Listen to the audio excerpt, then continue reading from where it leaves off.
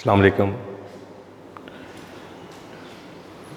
Last हमने जो depreciation का टॉपिक में हमने की थी वो केस था हमारा बाय एंड बाय, यानी कि हम जब एक एसेट ख़रीदते हैं और फिर कुछ अरसे बाद एक और एसेट लेते हैं तो अकाउंट के अंदर जो एक चेंज है वो किस तरह से हम देखते हैं और उसका इफ़ेक्ट क्या होता है। और रिड्यूसिंग बैलेंस मेथड में हम ये देख रहे हैं, क्योंकि रिड्यूसिंग थोड़ा सा कॉम्प्लिकेटेड भी है। तो क्वेश्चन नंबर 4 है सोहेल अफजल की बुक का, बीकॉम और ICOM 2 और associate degree in commerce BBA के लिए ये इक्वली बेनिफिशियल है। आप इस वीडियो को एंड तक देखें और देखेंगे कि एक एसेट जो है वो अब आज हमारा केस जो है वो बाय और इसमें हम सेल कैसे करेंगे। जब हम सेल आउट करेंगे तो वो क्या इफ़ेक्ट होगा, प्रॉफिट लॉस कैसे निकलेगा, या एक एसेट को जब बेच दिया जाता है तो उसका क्या इफ़ेक्ट होगा। तो आपने ये देखना है कि इसमें क्वेश्चन नंबर जो 4 है, सेकंड हैंड ट्रक जो है वो एक ख़रीदा गया है, तो हम इसको ट्रक अकाउंट के नाम से लिख लेते हैं। ठीक है जी, ट्रक अकाउंट। अब ये है कि जी 50,000 का जनवरी 14 में एक ट्रक है और and spent ₹20,000 on it's overhauling. Overhauling जब फर्स्ट टाइम होती है तो वो part and parcel of the cost बन जाता है। ठीक है, क्योंकि जब आप एक एसेट लेंगे और उसको रनिंग पोजीशन में लाने के लिए वो इंस्टॉलेशन हो इन केस ऑफ मशीनरी, या अगर कोई व्हीकल है तो ओवरहॉलिंग होगी, या फर्स्ट टाइम कोई रिपेयरिंग होगी, तो वो कॉस्ट जो होगी वो आपका part and parcel of the cost बनेंगे और उसको हम एज अ कॉस्ट ही ट्रीट करेंगे। तो 50,000 आपकी ओरिजिनल कॉस्ट हो गई और जो आपकी जो 20,000 है वो प्लस इसमें होकर ये 70,000 पे काम चला जाएगा। तो अब आपने जो जनवरी की कैलकुलेशन में लेके आना है इसको। अच्छा, फिर उसने ये केस बताया, मैं आपके सामने पढ़ देता हूँ कि rate of depreciation is 10% on reducing balance, और फिर है 30 जून 2017 को ये आपने 30,000 का अनसूटेबल होने की वजह से बेच दी है, तो वो 17 तक का अकाउंट मान रहा है और उसमें क्लोजिंग जो डेट है वो हमारी 31 दिसंबर है एवरी ईयर। तो एक तो आपने ये याद रखना है कि ये जनवरी 1 से लेकर, ठीक है। दूसरा हमने ये बाय तो किया है, दूसरा हमने जो सेल किया है ये 30 जून को किया है। ठीक है, ये डेटें बड़ी इंपॉर्टेंट हैं, बाय वाली फर्स्ट ईयर वाली, और जो एंड पे जब साल में बेचना आपने उस साल वाली भी डेट बड़ी ही इंपॉर्टेंट है। तो इन दोनों को आपने ज़हन में रखना है। तो स्टार्ट में तो उसी तरह से 2014 में हम लेंगे और जनवरी 1 में ये कैश पर आपने ले लिया। ठीक है, तो क्योंकि 50,000 है और प्लस उसमें 20,000 का आपके पास वो है एडिशनल, उसके ऊपर एक्सपेंसेस हैं, तो ये टोटल मिलाकर आपका 70,000 बनेगा। ठीक है, तो 70,000 पर जब 10% करेंगे ईयर वाइज तो वो 7,000 पहले साल का आ जाएगा। तो यही काम आपने यहाँ पर 70,000 के साथ 2014 दिसंबर 31, तो डेप्रिसिएशन जो होगा वो आपकी डेप्रिसिएट होकर 70,000 इसमें से रिड्यूस हो जाएगा। फिर बैलेंस आएगा तो 70,000 माइनस कर देंगे हम 63,000, ये बैलेंस हमारा रिड्यूस होके आ चुका है और पहला साल क्योंकि पूरा है। तो 2014 जो होगा 15 में आपने फिर अगेन जनवरी 1 को ये बैलेंस यहाँ पर कैरी डाउन करना है,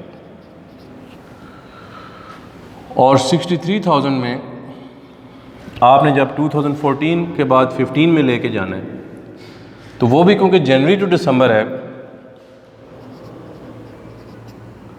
दिसंबर 31, और ये भी आपका डेप्रिसिएशन है। तो अब इसमें हमने 63,000 पर करना है। अच्छा, कौन बताएगा ये किस वजह से हो रहा है कि हम 7,000 ही क्यों नहीं ले रहे?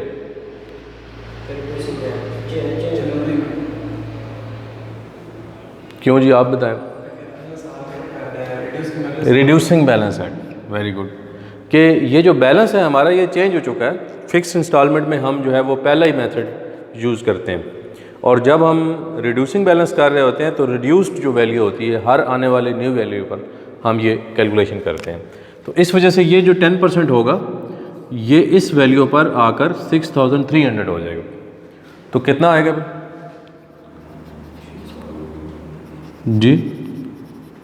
बैलेंस लेना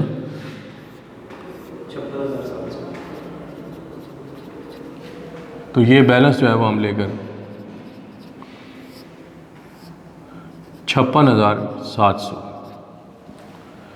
अब हमने 16 में भी करना है क्योंकि हमने 17 में बेचा ना, तो 16 का ईयर भी हम एज इट इज़ लेके जाएंगे, वो भी बैलेंस करेंगे 56,700।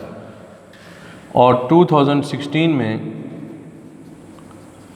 31 दिसंबर डेप्रिसिएशन होगी और वो बैलेंस हम लेंगे 56,000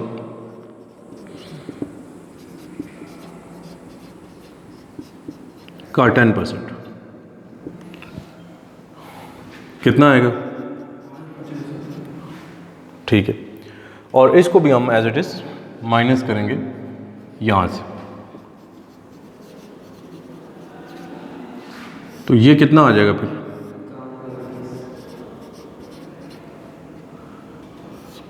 जी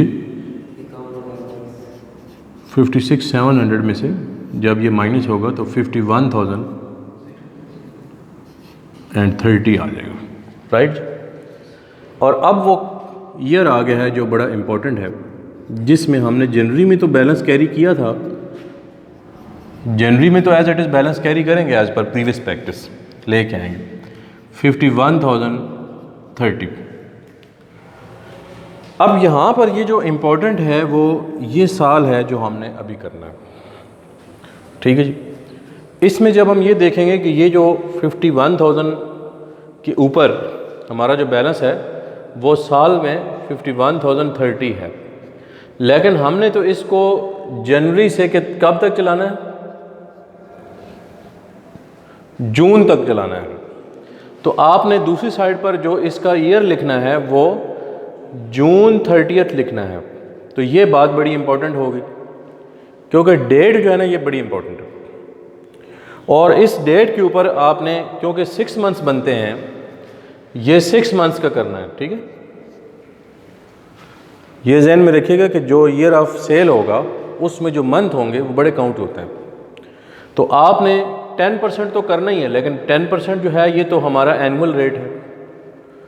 तो हम फिर इसको 6/12 करेंगे। आउट ऑफ 12 मंथ्स 6 मंथ्स की हम चार्ज करेंगे, क्योंकि 6 महीने बाद तो इसने बिक गया है, ये बेच दिया हमने। वो बेचा कितने का है वो एक अलग बात है, वो भी हम आपको टिप बताते हैं कि उसको क्या करना होता है। तो पहले हमने इसकी डेप्रिसिएशन ही लेनी है, ठीक है। ये हम सारी डेप्रिसिएशन कैलकुलेट कर रहे हैं। ये जो है ये हम डेप्रिसिएशन ईयर वाइज करते जा रहे हैं।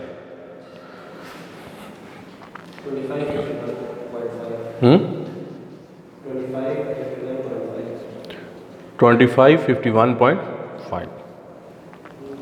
तो पहले तो इसको लिख लें आप कि ये जो डेप्रिसिएशन है ये आपकी 2551.5 आ जाएगी।